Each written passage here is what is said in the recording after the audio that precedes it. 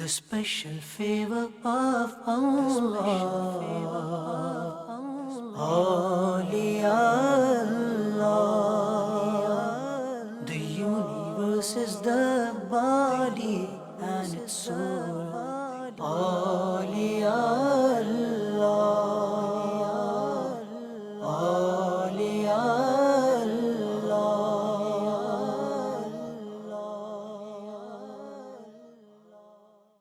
Alhamdulillahi Rabbil Alameen. Wassalatu wassalamu ala Sayyidil Mursaleen. Amma ba'd, a'udhu billahi minash shaitanir rajim. Bismillahir Rahmanir Rahim. Assalatu wassalamu alayka ya Rasulullah wa ala alika wa ashabika ya Habiballah. Assalatu wassalamu alayka ya Nabiyallah wa ala alika wa ashabika ya Nurallah. MashaAllah. Viewers of Madani Channel, welcome to this series of episodes yesterday, today and tomorrow. And in these series of programs, we're going to talk about the events of the past and hopefully learn something from yesterday so that we can make a change today and have a better tomorrow. Because as Muslims, one thing we've realized is that we have such a rich heritage. We have such a rich heritage, but unfortunately, I was going to say our youth, but in fact, majority of us are not aware of our rich heritage. We're not aware of our pious predecessors. We're not aware of the services to Islam that they rendered so that Islam is with us today. And because of that, these people of the past, they have no longer become our role models because we don't know anything about them. And inshallah, the intention of this series of programs is so that we can learn about their lives, learn about our pious predecessors, and also make a change today so we can have a better tomorrow. The Prophet of Allah sallallahu ta'ala is reported to have said that the Rasul of Rahmah, the intercessor of the Ummah, has said, undoubtedly your names along with your identity are presented to me. Therefore, recite excellent salat upon me, i.e. with the most beautiful words. Allahu Akbar. Recite Durud Pak upon the Prophet of Allah sallallahu ta'ala. Don't just recite it. Recite it with love. Recite it with devotion. And inshaAllah, by reciting with love and devotion, inshaAllah, you'll get the reward there. And we said it before that if we can make a routine in our life, allocate a time in our life, be it coming to work, be it going home for work, be it whilst you're waiting for something to happen, be it you're waiting for your next customer, whatever it is, during your day, allocate a certain amount of time. You got home from work, for example, you're just waiting for the food to be served. In then 4 or 5 minutes whilst you're waiting for the food to be served, recite Durud Pak upon the Prophet of Allah sallallahu alaihi wasallam. You're sitting there, you're having a cup of tea, you're waiting for the cup of tea to cool down before you can drink it. Recite Durud Pak upon the Prophet of Allah sallallahu alaihi wasallam. You're waiting for things. Don't waste that waiting time. And the best way to utilize that time is by sending Durud Pak upon the Prophet of Allah sallallahu alaihi wasallam. And who knows, as we said before, that one extra Durud Pak might make all the difference on the Day of Judgment. Viewers of the channel, in yesterday, today and tomorrow, we're going to talk about Sayyidi Aala Hazrat, Imam Ahl Sunnat, Maulana Shah Ahmad Raza Khan Rahmatullah Ta'ala. So basically today we're going to scratch the surface on his services to Islamic knowledge, in particular his services to Islamic knowledge. Now on every one of these programs we give a brief introduction to Sayyidi Aala Hazrat, but maybe some of our viewers, it's the first time that they watch this program. So I just want to mention who is this person before we get actually into the topic. Aala Hazrat, Imam Ahl Sunnah, Maulana Shah Imam Ahmad Raza Khan Rahmatullah Ta'ala, he was born in the town of Bareilly on Saturday, 10th of Shawwal in 1272 Al-Hijri, which corresponds to the 14th of June, 1856 at the time of Zuhur Salah. Aala Hazrat Rahmatullah, he belonged to a Pathan family and he followed the Hanfi school of thought and he was a Qadri from the Qadri spiritual order. His father's name was Maulana Nakhi Ali Khan Rahmatullah Ta'ala and his grandfather's name was Maulana Raza Ali Khan Rahmatullah Ta'ala. His birth name is Muhammad. His mother used to call him Aman Mia, and his respectable father and relatives called him Ahmad Mia. And his grandfather was the one that named him Ahmad Raza.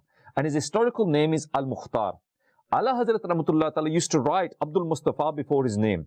And he used to write that as his name because he felt that he was a servant of the Prophet of Allah sallallahu alaihi wasallam.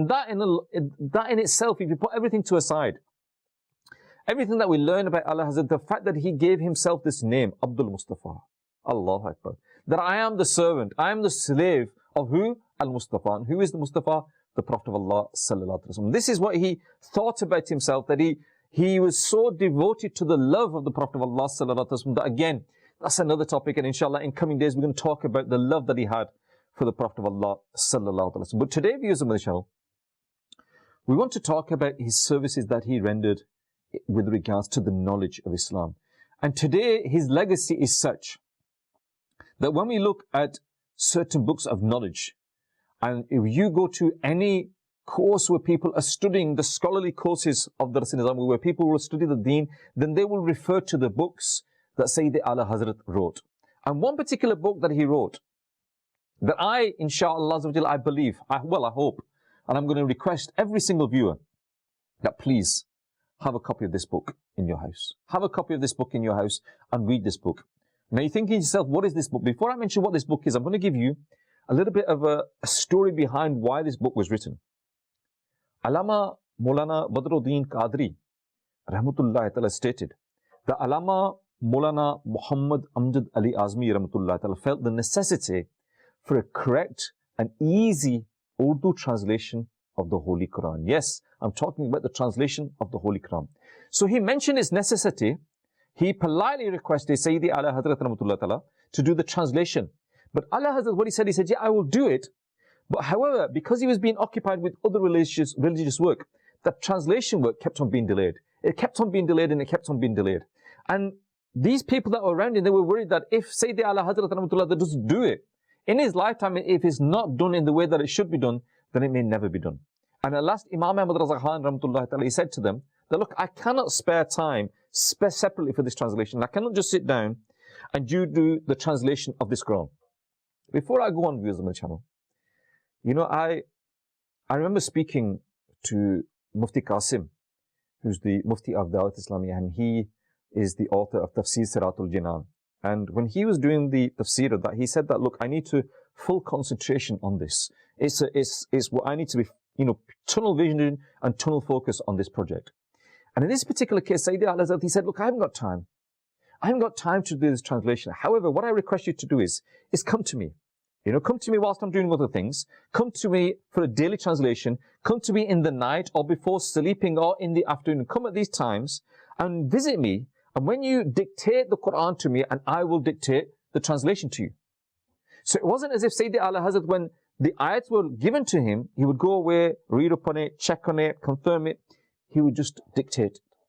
So the Arabic was given to him. The Quran was read out to him. And he would dictate the translation of the Quran. He was busy doing other tasks. Now this in itself is quite amazing, that he had the mental capacity to be able to concentrate on this whilst he was doing other things as well. And it said that once the translation was complete and they presented this translation to other scholars that had seen other translations of the Quran, they were amazed, they were shocked, they were amazed at how beautiful this translation was, that it had absolute conformity with all the other tafsirs of the Quran. It never went against any of the hadiths that people were aware of, and it was such a beautiful translation of the Holy Quran. Now this particular book, viewers on my channel, I request you, please have a copy in your house.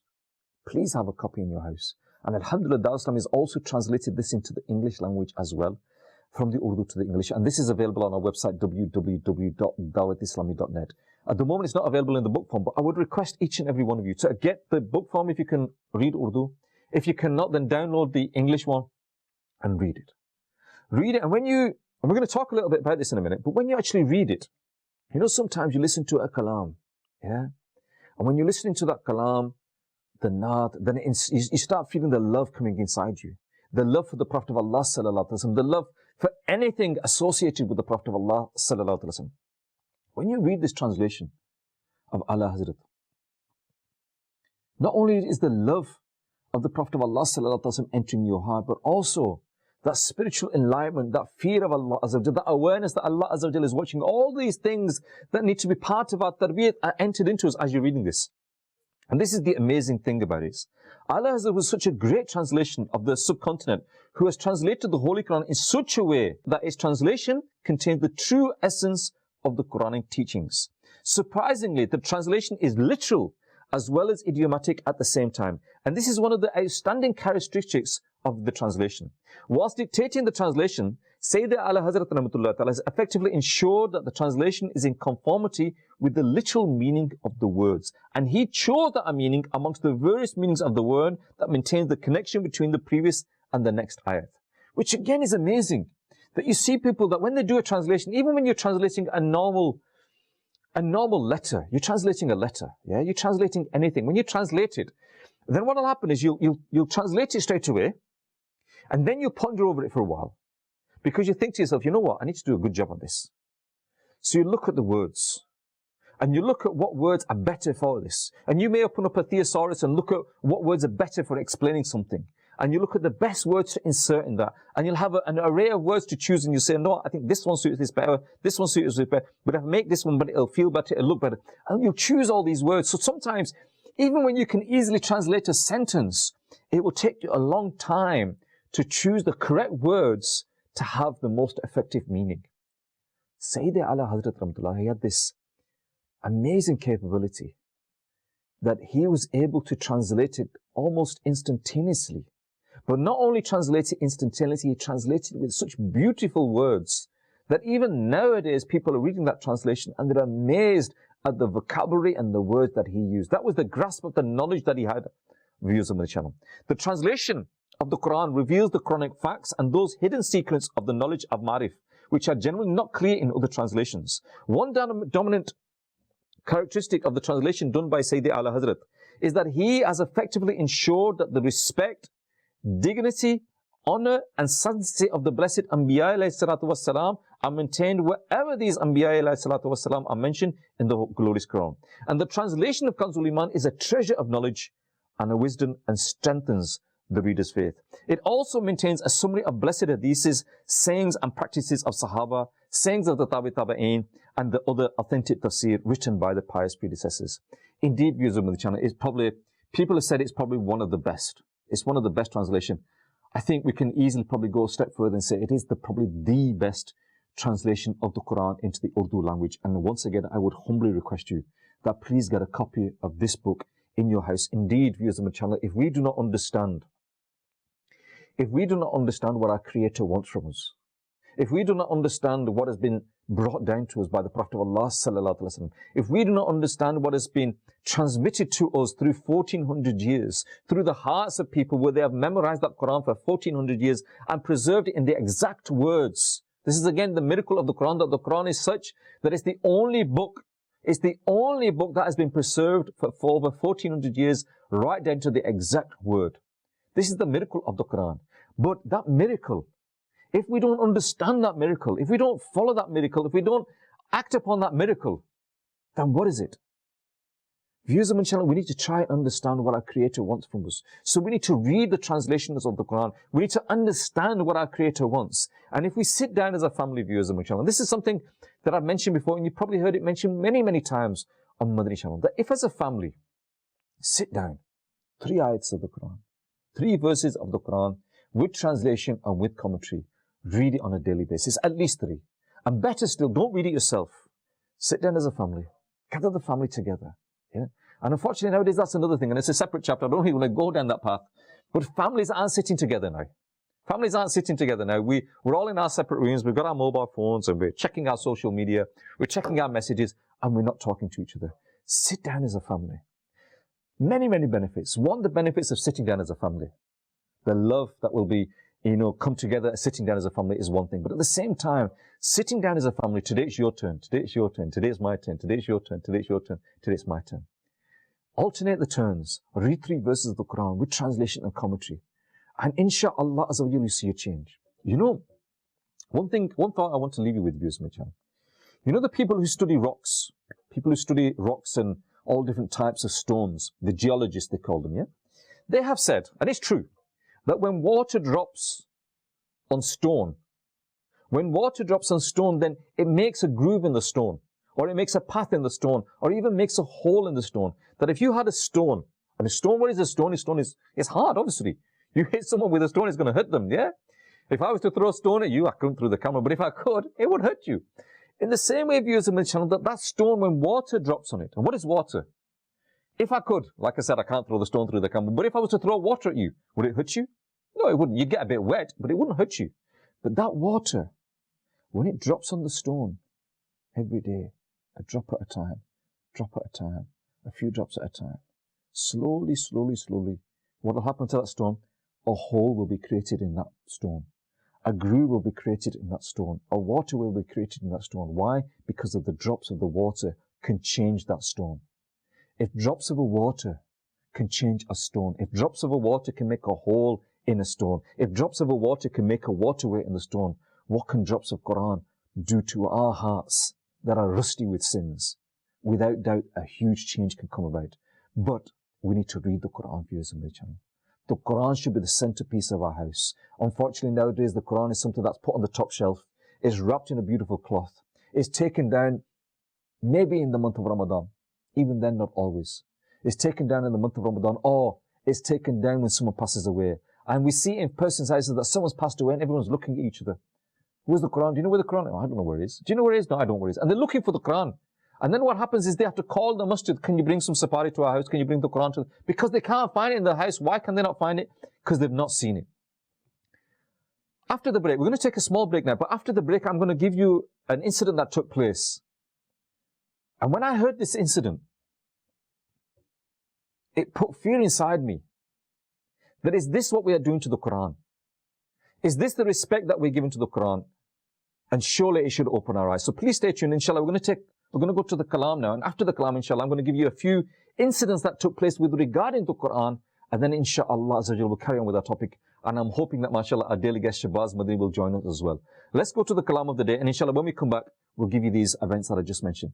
Sallu ala al-Habib, sallallahu ta'ala ala Muhammad, sallallahu alayhi wa sallam. मेहमान मदीने वाले दा मेहमान मदीने वाले दा मेहमान मदीने वाले दा मेहमान मदीने वाले दा मेहमान मदीने वाले दा मेहमान मदीने वाले दा मेहमान मदीने वाले दा कोई किस्मत वाला बनदा है मेहमान मदीने वाले दा होंदा है करम खुशबख्ता ते सुल्तान मदीने वाले दा कोई किस्मत वाला बनदा है मेहमान मदीने वाले दा होंदा है करम खुशबख्ता ते सुल्तान मदीने वाले दा बुलबुल नू सार चमंदी है विछड़े नू तां मिलंदी है बुलबुल नू सार चमंदी है विछड़े नू तां मिलंदी है दिल वाले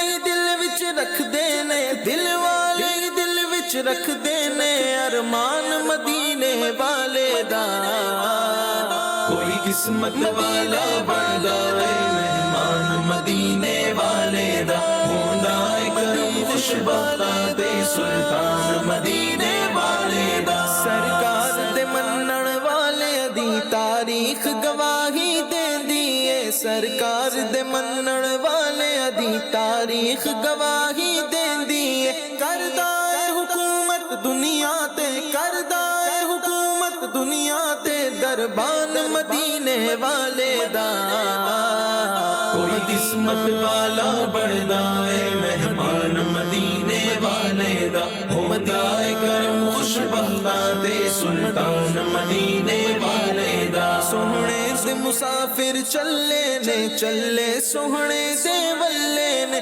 सोहणे दे मुसाफिर चले ने चले सोहणे दे वल्ले ने सोहणे दिया यादा पल्ले ने सोहणे दिया यादा पल्ले ने सामान मदीने वाले दा कोई किस्मत वाला बनदा है मेहमान मदीने वाले दा होंदा है करम खुशबख्ता ते सुल्तान मदीने वाले दा सीने विच याद मदीने दी बुल्ला ते नाम मुहम्मद दा सीने विच याद मदीने दी बुल्ला ते नाम मुहम्मद दा मेरे ते ज़हूरी डाडा है मेरे ते ज़हूरी डाडा है एहसान मदीने वाले दा कोई किस्मत वाला बनदा है मेहमान मदीने वाले दा होंदा है करम खुशबख्ता ते सुल्तान मदीने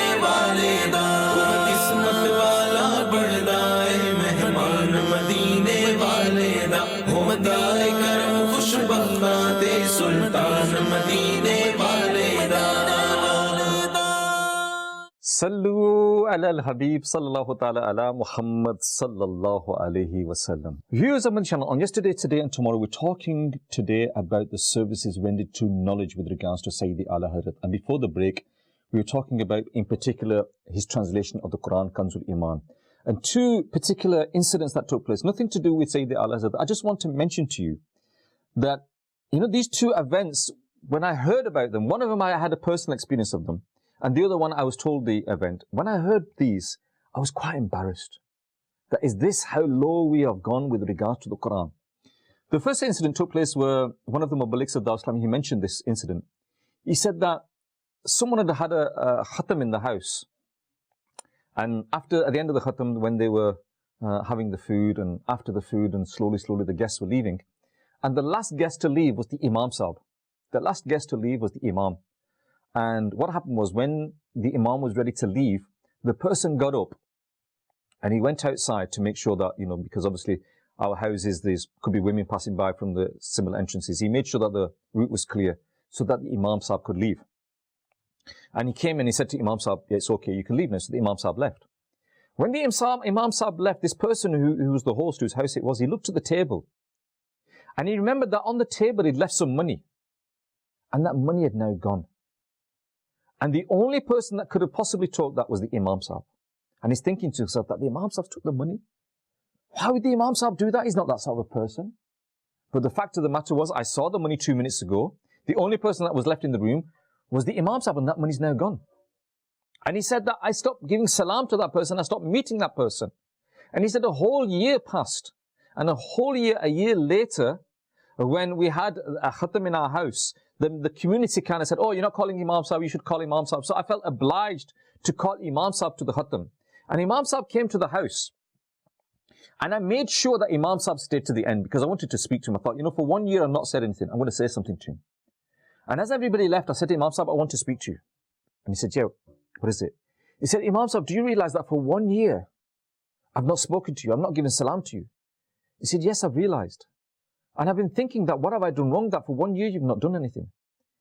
And he said, what it was, Imam Sahib, that 1 year ago you were the last person to leave my house. And there was money on the table. And that money disappeared after you left. So you must have taken that money. The Imam Sahib started to cry. The Imam Sahib started to cry. And this person who was the host, he thought to himself that he is crying. Why? Because he's been found out. He's been found out that he's a thief, he's stolen the money. And he said, Imam Sahib, I didn't think you could do this. I didn't think you could do such a thing. And the Imam said, hold on a minute. I'm not crying because I took the money. I didn't take the money. I did not take the money. And the person said, well, so why are you crying? He said, when you left the room, the rotating fans, you see these rotating fans? The rotating fan came and it blew the money off the table. And when the money blew off the table, I picked up the money. I thought, where can I put it safe? Because the fan is rotating. So I opened the Quran that was on your shelf and I put it in the Quran. Meaning, brothers, that for 12 months that Quran Pak had not been opened in the house. And when that person went to the shelf and pulled the Quran and he opened it, on the first page, there was the money that had been put there by the Imam Sahib 12 months ago. Now, when I heard that event, a thing comes to mind. Is that happening in our houses now? Where is the Quran? Ask yourself, where is the Quran in your house? Which shelf is it on? When was the last time you opened it up? When was the last time you read it? Allahu Akbar. And if we are not reading the Quran, viewers on the channel, then something is going wrong. That is our prescription for life. That is our medicine for life. If we keep that, then inshallah no illness will come near us. But the Quran, where is it? My way, the Sunnah of the Prophet of Allah, again, a completely another topic. But in both of these cases, we're so far away. I have another incident that I want to mention, but I don't want to take up so much time because, mashallah, Shabazz Madani, mashallah, is online. And inshallah, if I get time at the end, I'll mention it. But I think whilst we've got our scholars online, then we should avail the opportunity of them. Assalamu alaikum wa rahmatullahi wa barakatuhu. Wa alaikum assalam wa rahmatullahi wa barakatuh. Medina, we're talking about Sayyidi Aala Hazrat, but we're talking in specifically his services that he rendered to the knowledge of Islam. And so far all I've mentioned is just one, the Quran, the Kanzul Iman, which I think if he had done nothing else, if Sayyidi Aala Hazrat had done absolutely nothing else in his life, then we would remember him just for that translation that he did. And if there's anything else that you wish to add with regards to any of his knowledges, services that he rendered to knowledge, then please, we are listening to you, inshallah. Imam Ahli Sunnah. Firstly, he's known as a Mujaddid. A Mujaddid. Rasulullah sallallahu ta'ala alayhi wa ala alihi wa sallam says that إن الله تعالى يبعث لهذه الأمة على رأس كل 100 سنة من يجدد لها دينها. Rasulullah sallallahu ta'ala alayhi wa sallam says that indeed Allah subhanahu wa ta'ala upon every 100 years, He sends somebody to revive the deen for the deen of Allah subhanahu wa ta'ala, to revive the deen. That's generally what Mujaddid means, somebody who revives something, meaning when over time something becomes affected by the people themselves. For example, let's just take this example itself, Islam itself, the deen itself, the sunnahs of Rasulullah sallallahu ta'ala alayhi wa sallam. You will find all sorts of people who will add things, who will remove things, and this is not in reference to the Quran. Remember, Allah subhanahu wa ta'ala has preserved the Quran. Nobody can add or remove from the Quran. That's a separate matter. But it could be done from the ta'wilat, from the explanation of the glorious Quran, from the understanding of the glorious Quran. People will come out with all sorts of, new theologies, all sorts of new concepts. And the deen requires somebody to rid it of all these sort of negative, all these wrong beliefs which are brought in by many individuals. And this is what Aala Hazrat Imam Ahmad Rida Khan Bareilly radhiyallahu ta'ala anhu had did. So first of all, yes, he is a mujaddid. Just this itself, when we have mujaddid, we think of, for example, Imam Jalaluddin As-Suyuti, Imam Ghazali. We remember these big names. Sheikh Muhakkik Abdul Haq Muhaddis Delvi, Hazrat Alamgir radhiyallahu ta'ala anhu. So these are the sort of names we hear when we think of Mujaddid. Aala Hazrat Mujaddid Al-Fisani, the famous Aala Hazrat radhiyallahu ta'ala anhu, was also a Mujaddid of his time. And this is not something which was a consensus of only the Indian subcontinent scholars, no, but rather the scholars of Sham, the scholars of Syria, the scholars of even Jazirat al-Arab itself, Makkah Sharif, Al-Madinat al-Munawwara. Them scholars have also conceded, they've accepted that yes, Aala Hazrat radhiyallahu ta'ala anhu was a mujaddid. Now, mashallah, Khalid Bhai has already mentioned that Aala Hazrat, he wrote the translation of the glorious Quran. Undoubtedly, this was a great service to our deen, to our religion, to our Islamic sciences. Just this translation of the Quran. Some people may be thinking, what tafsir did he write? As for a autonomous exegesis itself, a commentary itself per se, meaning Aala Hazrat radhiyallahu ta'ala anhu, in his books, he did explain many various verses of the glorious Quran. So it's not that he's never explained the glorious Quran, but in terms of the entire glorious Quran, a tafsir and exegesis, it is not known. Remember, there are many books of Aala Hazrat which have been lost, but it is not known that Aala Hazrat radhiyallahu ta'ala anhu has. But it doesn't mean he's not able. It doesn't mean he was incapable. One reason why, because we've mentioned many verses he's beautifully explained. But another reason, Khalid Bhai, is mentioned that it was once the urs of a particular person, Shah Abdul Qadir rahimahullah ta'ala. And Aala Hazrat radhiyallahu ta'ala anhu was requested to deliver a speech. Aala Hazrat radhiyallahu ta'ala anhu delivered a speech for 6 hours on Surah Al-Duha. So this shows us that yes, he was able to. But Aala Hazrat, remember, he was a mujaddid. His objective was not just to provide material. It wasn't just to provide people to write lots of books. No. Aala Hazrat radhiyallahu ta'ala anhu, he had a greater motive to protect the deen. To protect the deen. So he could have wrote a tafsir, no problem. He's written Al-Fatawa Ridwiya Sharif. Al-Fatawa Ridwiya Sharif, possibly originally in 12 volumes is mentioned, with approximately 1,000 pages, but now it has been brought into 30 volumes. This is what he has written, 30 volumes, my dear viewers. It's not he wasn't able to. How many tafsir are 30 volumes? Not many. So he was definitely able to. But Aala Hazrat, and this, in fact, Khalid, by just him not doing this, Just him not writing a tafsir, this itself shows his sincerity. Because when a person writes a tafsir, Khalid Bhai, he's given this title, he's a mufassir. It's something which shall remain amongst the people. Everybody shall be speaking about it. Wow, he's written a tafsir. It's a big thing. But it shows that Imam Ahl Sunnah radiallahu ta'ala anhu, he wasn't enslaved by the opinion of the people. This is sadly what it is nowadays. We are enslaved by the opinions of the people. We wish for people to praise us, for people to say things about us. So Aala Hazrat radiallahu ta'ala anhu, one thing in terms of tafsir, the glorious Quran, we mentioned he wrote the translation, and undoubtedly he was able to explain the glorious Quran. After the tafsir, the most important texts which we have received through transmission is those of the sayings of Rasulullah sallallahu ta'ala alayhi wa ala alihi wasallam. When it comes to the ahadith sharif of Rasulullah sallallahu alaihi wasallam, Khalid Bhai, the amount Imam Ahl Sunnah radiallahu ta'ala anhu has done, Allahu Akbar, it is unbelievable. Imam Ahl Sunnah radiallahu ta'ala anhu, may Allah subhanahu wa ta'ala forgive us for their sake. Yes, he wrote books on Ahadith Sharif, he wrote books on Usul Ahadith Sharif. Inshallah, if I get the chance, I will come to those. But he not only compiled them, he also explained them. He not only explained them, but he extrapolated rulings from them. It's said in his works that he extrapolated rulings from 3,663 Ahadith Sharif.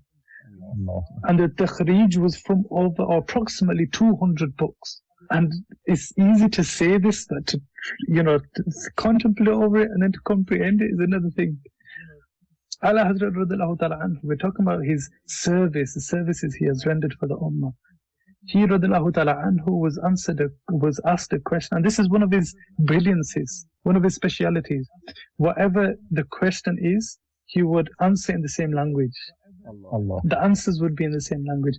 And many a time, Khalid Bhai, many a time, whenever he was asked a question and he would give an answer, the answer would become a treatise. It wouldn't just be a short answer, no. But his answers would be an entire book. One person approached Aala Hazrat radiallahu ta'ala anhu, and he says that, "Oh Aala Hazrat, in Durood Taj, the famous Durood Sharif, Allahumma salli ala Sayyidina wa Mawlana Muhammad, Sahib Taji wal Mi'raji wal Barak wal Alam, Dafi' al Bala." That here it mentions the words Dafi' al Bala, the one who expels, the one who removes. Bala means calamities, the one who removes calamities. He says, what evidence is there for this? That he removes all of these calamities. Aala Hazrat radiallahu ta'ala anhu, he writes an entire book, Al-Amnu wal-Ula, li Na'atil Mustafa, bi Dafi' al-Bala. He writes this entire treatise, this entire book. Within that book, he mentions 300 Ahadith Sharif, when proving that yes, Rasulullah sallallahu alaihi wasallam does expel difficulties and he removes hardships, calamities from a person. It's amazing what you're telling us here, Shahbaz Bhai, honestly. And I'm hoping that, one of the main purposes of doing these programs, Shahbaz Bhai, was that people like yourself generate some thirst in our viewers to go out and find more, because obviously, like you've rightly said on previous programs, that we're just literally scratching the surface and mentioning just a few of his books. And if I was to say to you to name all of his books, you probably couldn't do that. But that just shows you that there is so much out there that we need to find out about and learn about. And I'm hoping that through your words that you're giving us today, Shahbaz Bhai, that you're generating that thirst in our viewers to go out and find more. I can say that, alhamdulillah, many of these works have been translated. There's one message I would like to give out, Khalid Bhai. A lot of us, we think, and I used to think this too. I remember we were saying to Mufti Qasim Sahib used to say to us, you need to do more mutala, you need to do a lot more reading. And we used to say, look, we can hardly read Arabic. It was our beginning years. Even now, how good are we at Arabic? But generally, we can't read Urdu. And Mufti Qasim Sahib said to us at that time, he said, there are so many works out there. There's so many translations out there. Do not books, Khalid Bhai, you wouldn't imagine. They were translated over 100 years ago in this country. Allah. So it's not that there is a lack of material, no, it's our lack of research. If we wished, we could go out and find that material, really. And books like this, Ad-Dawlatul Makkiyya, another very, very famous book, a very important book written by Aala Hazrat on Ilm Ghaib, Bil Madatil Ghaibiyya. And this is one of the brilliances of Aala Hazrat, in that every single book he writes, the title, which is in Arabic, it has two parts to it, and they both rhyme. So Ad-Dawlatul Makkiyya Bil Madatil Ghaibiyya. This was one thing. In fact, if you were to look, it said there's 4 specialities. One, that his books, the titles in Arabic.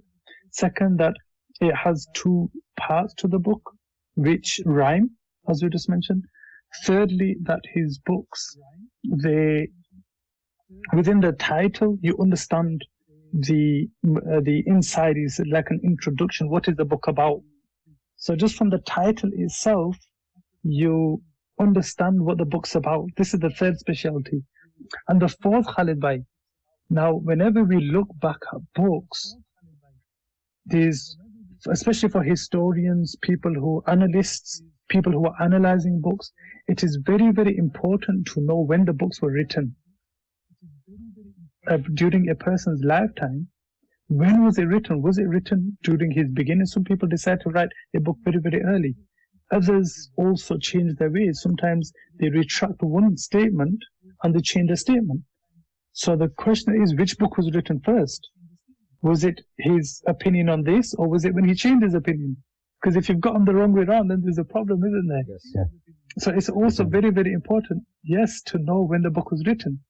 Now, another specialty, just because we came to this, the specialities of the books of Aala Hazrat, the 4th speciality is that every single one of his books, just by looking at the title, not just by analyzing the title, you can also determine which year it was written.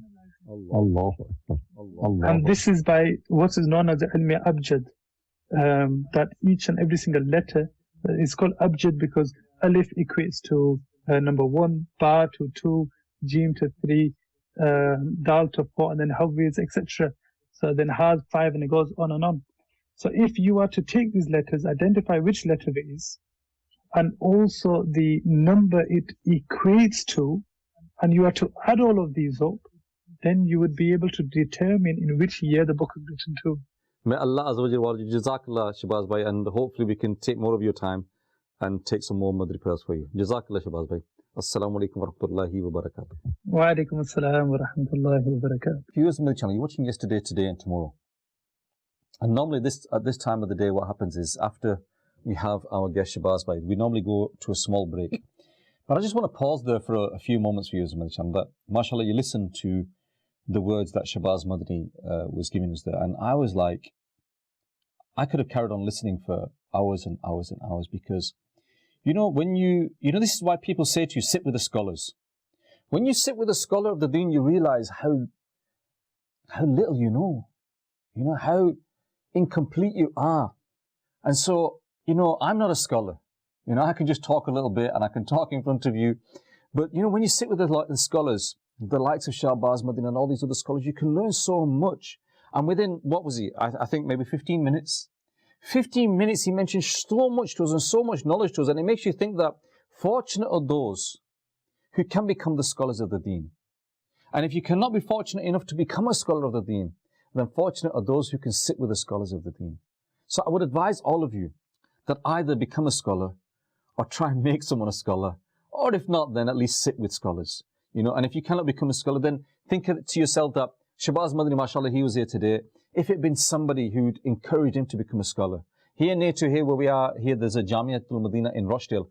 I remember the teacher that's there, that he graduated a couple of years ago. And I thought to myself that somebody, did individual effort on him. Someone convinced him to join Jamiatul Madina. He went and joined Jamiatul Madina. He's become a scholar now. He's a teacher and he's passing on this sacred knowledge to others as well. And it's all because of the efforts of that individual. So if I humbly request you, either become a scholar, try to become a scholar. It's not an easy path. I'm not saying it's easy. No, it's very, very hard. To become a scholar is not something that you can do overnight. It'll take, a huge amount of work, a huge amount of sacrifice. May Allah Azza wa Jalla reward all of those scholars that have sacrificed their lives to become the scholars of the deen. But at the same time, if you cannot do that, then try and convince others to become scholars. And if you cannot do that, then at the same time, sit with the scholars, take the benefits from the scholars, because these are the people that hold on to this sacred knowledge of the past, and they make us realize, viewers of the channel, what rich heritage we have, what knowledge we have that's got there. And I'll be honest with you, just listening to Shahbaz Madani there for 5 minutes, it's generated a thirst in me that I want to go away and I want to find these books and I want to read these books. I've got some of them books, but he's generated more a thirst in me that there is more there. Go away, find it and read it. And I pray that if nothing else comes of today's program, then that thirst for acquiring the knowledge through the teachings of Sayyidi Aala Hazrat, if we've achieved that today, then I feel that we've achieved something. We're going to take a small break now and go to a small package. Inshallah, when we come back, not a lot of time will be left, but we'll quickly mention some of the other achievements that Sayyidi Aala Hazrat Rahmatullah Ta'ala made with the services to the knowledge of Islam. Let's go to the small break. Sallu ala al-Habib sallallahu ta'ala ala Muhammad sallallahu alayhi wa sallam. People who excel in a particular field are often called geniuses. Why? Because they have the exceptional intellectual ability, creative power, and natural ability in a particular field. Rare is it to have a personality who masters 2 or 3 fields.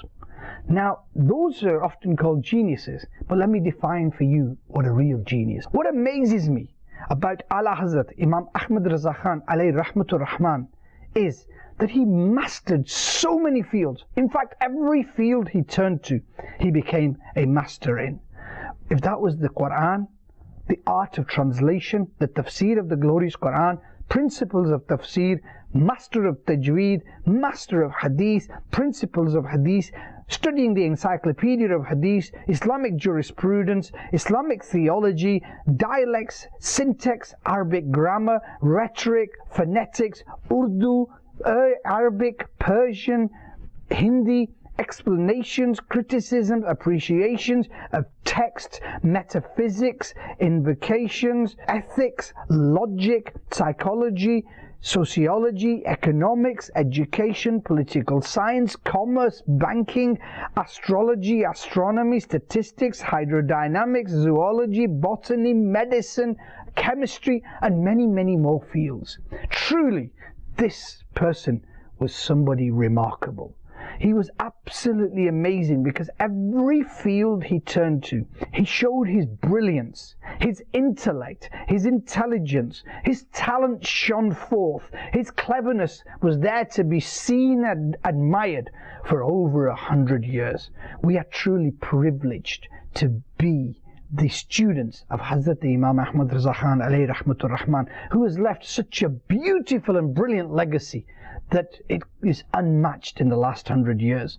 Aglu ne bhi likha hai bahut ilme deen par, jo kuch bhi is sadi mein hai wo tanha raza ka hai.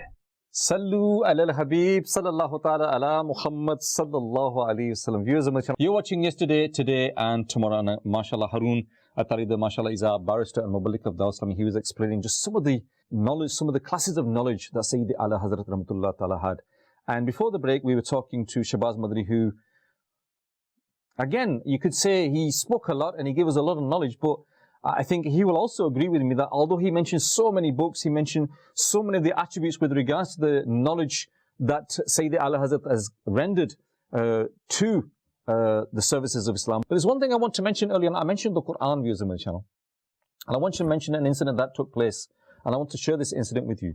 Alhamdulillah, viewers on my channel, Dawah Islami here in the UK as well as abroad is active working in the jails as well. And I had the opportunity to go into the jails and meet the Muslims there. We used to have study circles there and teach things there.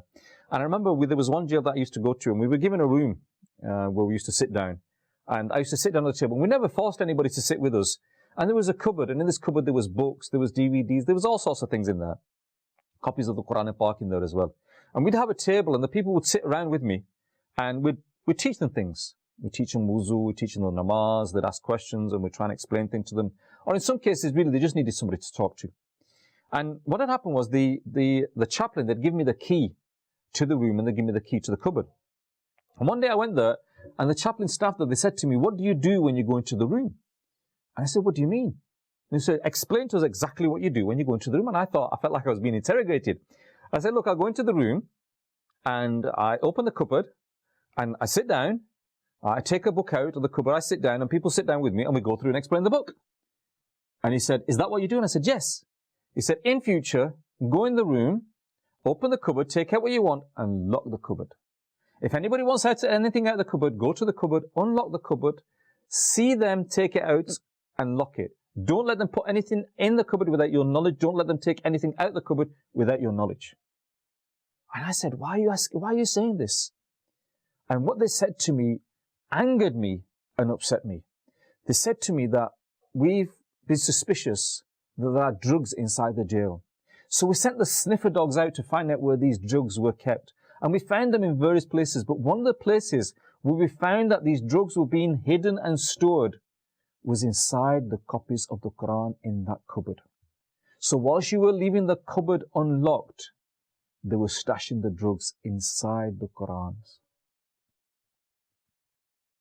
You know, I can't even say to you now how I felt that day. You know, it's everything all rolled into all, anger, sadness, upset. I really didn't know what to say. And you know, when I was going in that room, you start looking at everybody and thinking, was it him? Was it him? Was it? And you think, look, you can't do this. You don't know who it was, so don't think like this. But is that how low we've gone? Is that how low that we've gone? Like the incident that I mentioned before, that our Quranic Park is in our shelves for a full year and we don't even know, we don't even open it? Or is that how low we've gone that we use the Quranic Park to hide things in there because nobody's going to open it and look in it? And not only that, we hide drugs inside the Quranic Park. Is that how low we've come? Is that what's happened to us, viewers of my channel? And that's something where we need to reflect on. And today, we were talking about the services rendered with regards to Islamic knowledge by Sayyidi Aala Hazrat rahmatullah ta'ala. But again, this topic has just sprung to my mind that we need to be wary of this as well. That whatever our rich heritage we have, that the Quran has been preserved, that these books have been preserved, that we respect them, that we don't misuse them, we don't trample them, that when we leave the Quran on the shelf for 12 months, if not longer, it's wrapped in a beautiful cloth and we'll take it down, kiss it, open it up, read a page and put it back and then leave it there for another 12 months. Is this, the respect that we have for the Quran? We spend more time on this than we read the Quran. Viewers on the channel, I do apologize. Time is getting the better of me, and there's so much more that I wanted to mention with regards to Sayyidi Aala Hazrat rahmatullah ta'ala. Shahbaz Madani touched on just some of the books. He mentioned Fatawa Razviya, that is numerous books, and it's 30 volumes of books. And again, a lot of the books, I just want to say one thing, viewers on the channel, that a lot of the books that Shahbaz Madani mentioned and Fatawa Razviya that I mentioned as well, these are books that, yes, we can have in our house, but these are sort of books that you actually need teachers to help you and guide you in reading these books. So attach yourself against to the scholars, read these books by all means, but read them with the scholars and get the guidance from them. This is how rich heritage, viewers of my channel. This is what has been brought to us. This is what's been preserved to us by the people of the past. This is what's coming to us from yesterday to today. Let's utilize it today to make a better tomorrow. You've been watching Yesterday, Today and Tomorrow. Keep watching Madani Channel. Sallu ala al-Habib sallallahu ta'ala ala Muhammad sallallahu alayhi wa sallam. The special favor of Allah, Holy Allah. The universe is the body and its soul, Holy Allah.